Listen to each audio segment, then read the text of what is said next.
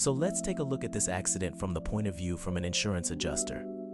Initially, you see the black Jeep behind the sedan, and the black Jeep decides that they are in the wrong lane, so they look to merge into the right lane going straight. The black Jeep inches into the lane, and as they do so, the teal gray SUV collides with the passenger side of the black Jeep. The black Jeep shares majority of the liability of fault for this accident as they pulled into the teal gray SUV's lane of travel. However, the teal gray SUV also shares some fault for the accident, due to the black SUV clearly being in the lane and within the view of the teal gray SUV. The teal gray SUV was driving too fast for conditions, which caused them not to be able to avoid the black Jeep and contribute to the accident.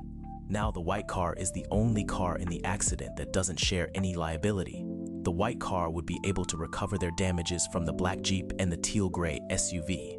So let's say for educational purposes, an insurance adjuster placed 70% of liability on the black Jeep for pulling into the oncoming lane, and 30% liability on the teal gray SUV for driving too fast for conditions and not avoiding the black Jeep clearly being seen in the lane.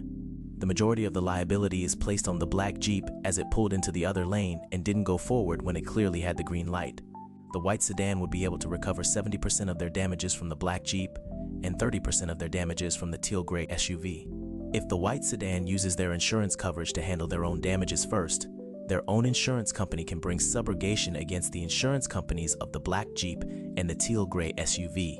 Also, depending on which state the accident occurred, the black Jeep and teal gray SUV may be able to recover damages from each other.